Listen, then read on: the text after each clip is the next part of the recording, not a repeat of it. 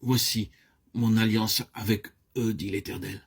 Mon esprit qui repose sur toi et mes paroles que j'ai mises dans ta bouche ne se retireront point de ta bouche, ni de la bouche de tes enfants, dit l'Éternel, dès maintenant et à jamais. Ésaïe 59, 21. Tout ce que le Seigneur nous a donné est pour l'éternité, et ne le reprendra jamais plus. Il peut nous reprendre, nous corriger, nous punir lorsque nous lui faisons défaut, mais il ne reprendra jamais ce qu'il nous a donné. Il déclare, « Je t'ai donné mon esprit qui repose sur toi. » Combien de fois l'esprit vous a-t-il parlé?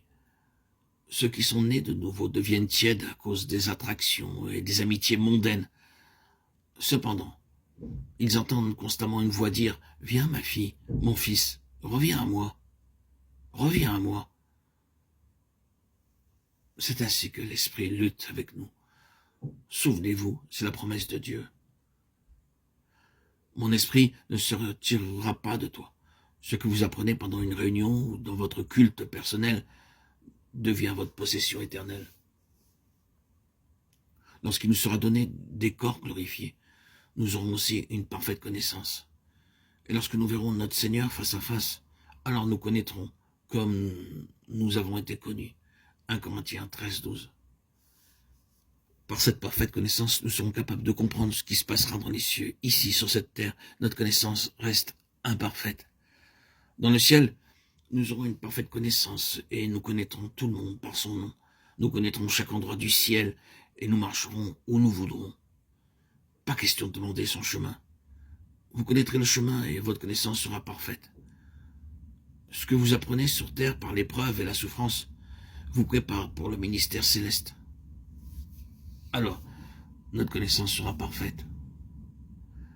Le plus petit deviendra un millier, le moindre une nation puissante. Moi, l'Éternel, je hâterai ces choses en leur temps. Ésaïe 60, 22. Peu importe notre faiblesse et notre pauvreté physique ou intellectuelle, nous pourrons devenir spirituellement forts dans le ciel. Dieu peut même utiliser des gens stupides. Le Seigneur peut nous corriger ou nous reprendre, mais il peut nous utiliser aussi stupides que nous soyons. Il n'utilise pas toujours de grands hommes ou des hommes instruits, mais c'est souvent par des choses folles et faibles qu'il fait de grandes choses. 1 Corinthiens 1, 31. C'est par des vases méprisés qu'il bouleverse le monde.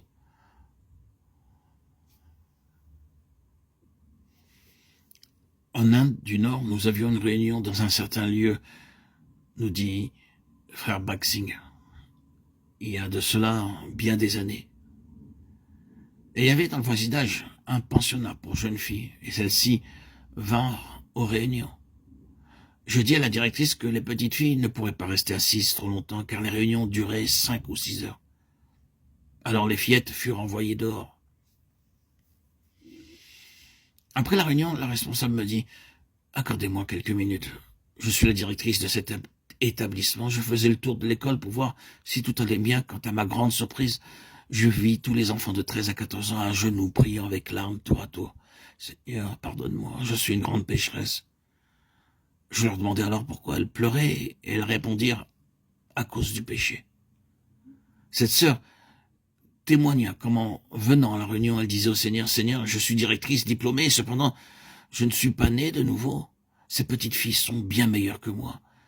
Je veux aussi naître de nouveau. » Elle naquit de nouveau et témoigna pendant la réunion, et l'un après l'autre, tout son personnel naquit de nouveau.